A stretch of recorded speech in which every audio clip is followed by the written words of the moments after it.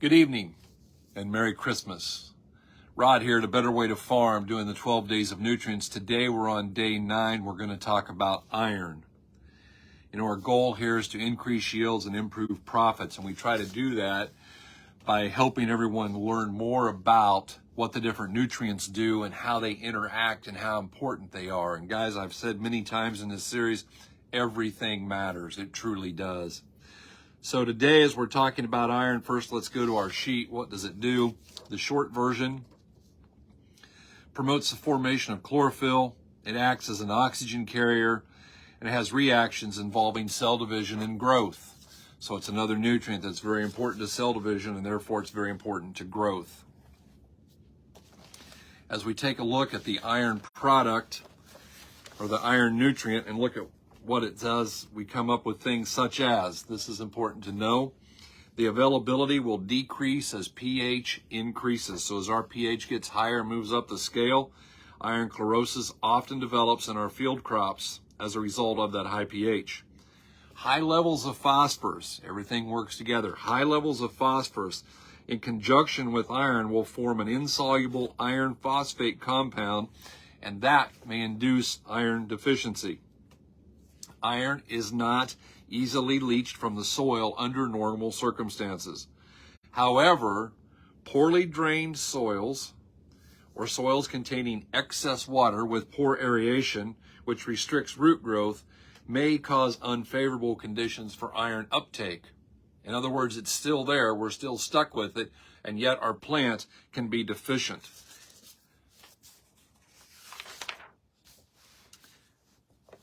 Iron, again, is essential for the formation of chlorophyll and photosynthesis. It's also an activating element in several enzyme systems, much like magnesium is. It's important in the respiration and the other oxidation systems of a plant, and it is vital to the oxygen carrying system. So it's a very important micronutrient. As we look at it, we know we've got to have the right amount, but we also know that we can have too much, and that is not our friend. The fertilizer handbook, very quickly points out iron deficiencies reduce yields, especially on the calcareous soils in the western U.S. Only a small fraction of the total iron in the soils is available to plants, and that fraction decreases with an increase in soil pH. Iron deficiencies will generally appear as a yellowing of the interveinal portion of the leaves, a condition called iron chlorosis. Here's the distinguishing factor. Leaves of iron deficient plants are pale green to yellow and may even appear white depending upon the crop and the degree of the chlorosis. If you've got white plants, that's a good place to start looking. Iron chlorosis is corrected mainly by foliar sprays. Several sprays, 7 to 14 days apart, may be needed for more severe chlorosis.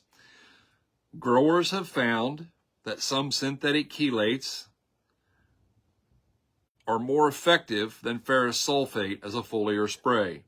A surfactant or wetting agent should be included for most foliar sprays to improve the leaf adherence and the iron absorption.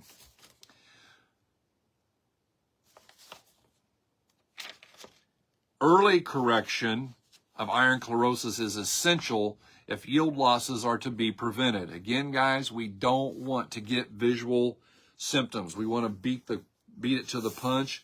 Do the soil testing. If you know you're fighting this, do your tissue testing and correct it as quickly as you can. Soil applications of iron sources are usually not effective for crops because iron applied quickly reverts to the forms that are unavailable to the plant. Some crops, especially grain sorghum, is highly susceptible to iron chlorosis. We also know that soybeans fit into that crowd just as well, and that we can really get hurt if we don't have adequate iron in there. Again, another from the Western book telling us what it does and a little bit more on how to diagnose it. And that was why I marked this, was because it's so good on a diagnosis. Iron is essential for the formation of chlorophyll. It apparently enters into the oxidation process, which releases energy from sugar and starches. Your symptoms of an iron-starved plant: chlorosis of the leaves, youngest leaves being affected first. The points and margin of the leaf keep their green color the longest, and veins remain green. So you've got interveinal striping, but it's on the middle part of the plant. And lastly, the affected leaf will tend to curve in an upward direction. So if we've got the chlorosis, we're getting light in color. It's not at the edges of the plant, but it's in the middle, and it's interveinal, and we've got that leaf cupping in the upward direction. That's a good indicator that we have an iron deficiency that we need to take care of and see what we can do with. Again, guys, prevention is far better than cure. An ounce of prevention is worth 30 pounds of cure, because we don't want to suffer through that loss of yield that comes from a lack of iron. Donald Schrieffer says that anaerobic soil organisms also take their oxygen from certain iron compounds, and we refer to their end product as a form of reduced iron. Reduced iron can cause several reactions because many plants tend to overfeed upon it. Excessive iron intake can darken and plug the nodes of corn. This plugging of the nutrient channels progressively slows the upward movement of nutrients in the plant. Progressive plugging of corn nodes causes the plant to age prematurely and die. The inner nodes will remain high in moisture, and the sugars inviting the invasion of soil fungi and stalk rot. The interior of a healthy maturing corn stalk will not backlog water or sugars and will have the appearance of being filled with dry styrofoam. Node plugging and stalk rot reflect a breakdown of the soil-plant relationship. So iron's one of those things, guys. We can have too much, we can have not enough. Here where we live in southern Iowa, we have very, very high iron levels, and that works against us because it keeps our phosphorus from becoming available and tends to tie up the phosphorus that we have. Again, he's talking about the fact that especially the higher pH, but if you get above 7.5, that's when it really kicks in that calcareous soil, and that iron chlorosis will come on. And another thing that will trigger that deficiency is an excessive phosphate application. Guys, when we apply too much of one thing, it's always at the expense of something else, and we cannot cure everything that ails us with one nutrient. The answer is not 400 pounds of nitrogen and skip everything else. The answer is not 500 pounds of phosphorus and skip everything else. The answer is to do everything that that plant needs in the right ratios that that plant needs it. Because if we put on excessive phosphate, we're going to trigger an iron deficiency in acid soils. It doesn't have to be calcareous. It doesn't have to be high pH. It can be acid, and we'll still get a problem there. Iron management, as with manganese management, is greatly influenced by soil temperature and root development. A large root system is the best insurance against deficiency. Guys, everything we do needs to be headed towards the same goal. And so if we've got things that we can do, like the total package of correct micronutrients will increase root growth.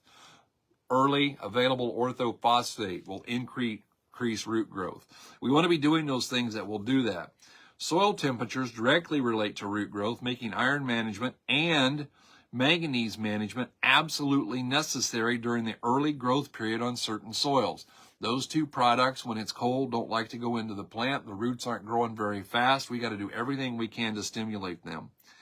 Iron management is most effective as a foliar application because that assures instant utilization and doesn't let it get tied up. Iron sulfate or other compounds of dry starter bands may not be utilized when they are needed due to cold or wet soil applications.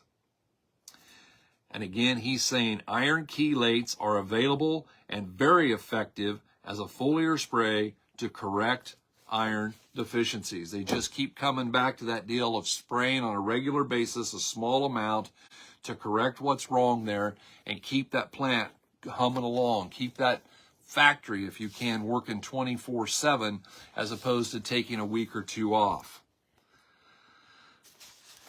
Neil gets to talking about the fact that he says that the availability starts to decrease between 6 and 7, meaning trouble if there's barely enough iron. As the calcium is raised, the iron level decreases. So everyone agrees that the higher the pH, and especially when you get to 7.5, or above, we're going to have a problem there. He also says that iron chelates actually can be used as a soil amendment or in a foliar application. However, they're only going to take care of the problem for a year. If we have a high pH and we're fighting an iron problem, we're going to fight it every year. And we're going to have to make the part of our management practice be to take care of that.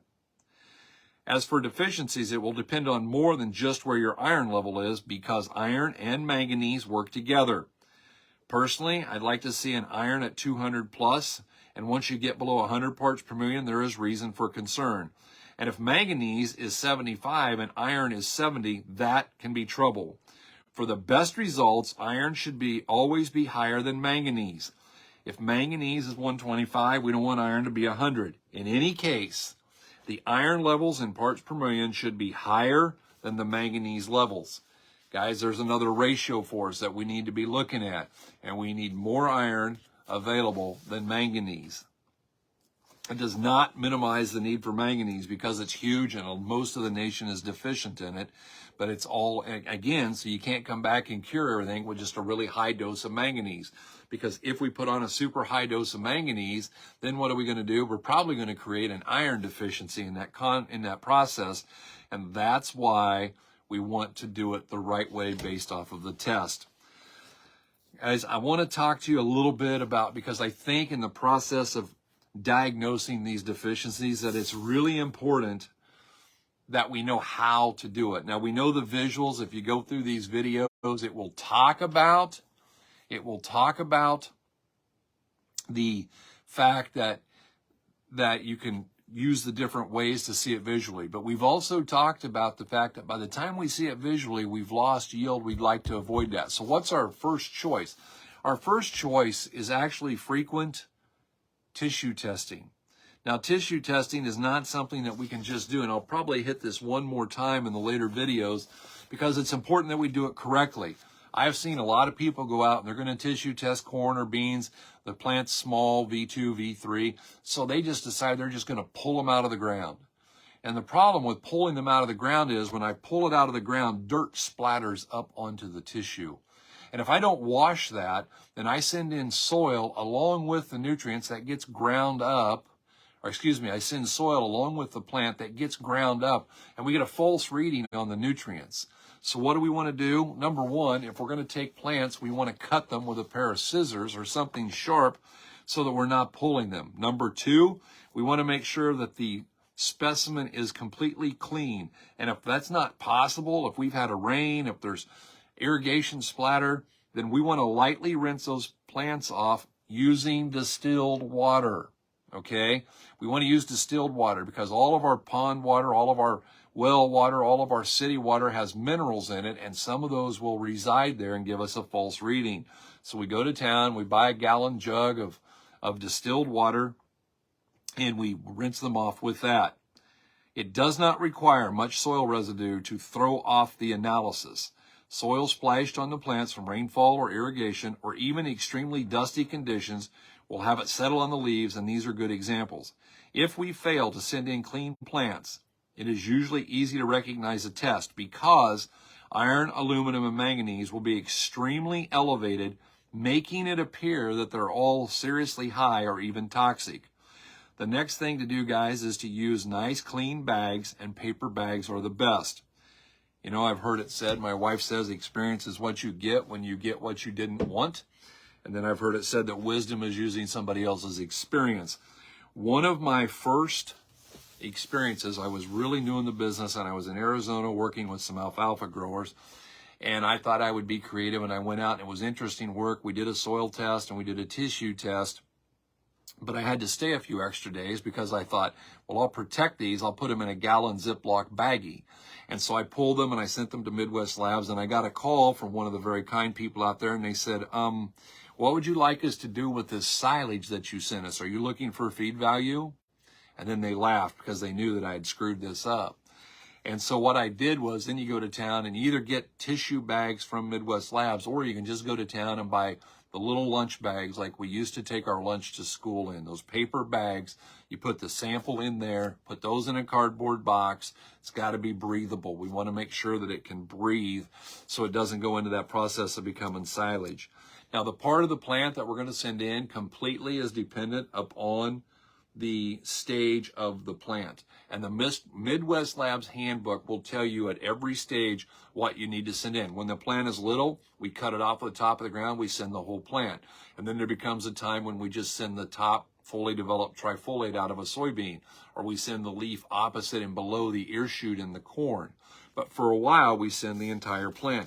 But it's important to grab that handbook so we know that we're sending in the right thing, and so we can get the right results, so we can take the right corrective measures.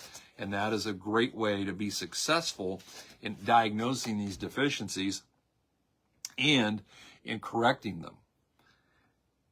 Coming out of Life and Energy, he says that iron draws energy to the leaf by absorbing heat. This makes the leaf darker. And so we do know that proper iron in the plant will make it a darker green color. Just a little tip, I spray iron on my yard at a rate that's probably off-label and way too high because it does make it a darker green. It also tends to stunt the growth. And so if you'd like a dark green yard and mow a little bit less, that's one of the things that you might do. No charge for that tip. It's off-label 7 miles, but it seems to be working. But we know that when we put the right amount of iron in, that we can make the plant darker. We know when the plant gets darker, it's just a great big solar panel. And that's what we're looking for, is how do we capture that sunlight? That's energy, guys. That's free. We want to grab all of it that we can. There are no unimportant nutrients. They all, and it might be that they're important because we tend to have too much, and that costs us money. It might be important because we don't have enough, and that costs us money. It might be that just that one nutrient can somehow create a deficiency of another nutrient. And so all of these need to be studied in conjunction and used judiciously together. Iron is one of those things that a lot of people don't talk about, but it needs to be looked at through the tissue analysis to make sure that A, we don't have too much, and B, that we don't have too little, so that we can be successful. Guys, we really appreciate you tuning in, whether you're finding us on the Better Way to Farm Facebook page, you're finding us on TikTok, you're finding us on the podcast platform of your choice. If you're on the podcast platform and find us, would you please give us a review? We would be really grateful for that. As a matter of fact, if you find us on the podcast platform, when you're giving us the review, tell us something that you have learned out of this series. Name one thing that you have grabbed that's going to help you do a better job. We'd really appreciate that. And as always, we'd love for you to share us with a friend if you've got someone that you think might be interested in the information we're providing. We appreciate you very much. I hope you're having a great evening. I wish you a very Merry Christmas. And we just want to tell you guys, we really do hope you're having a better day.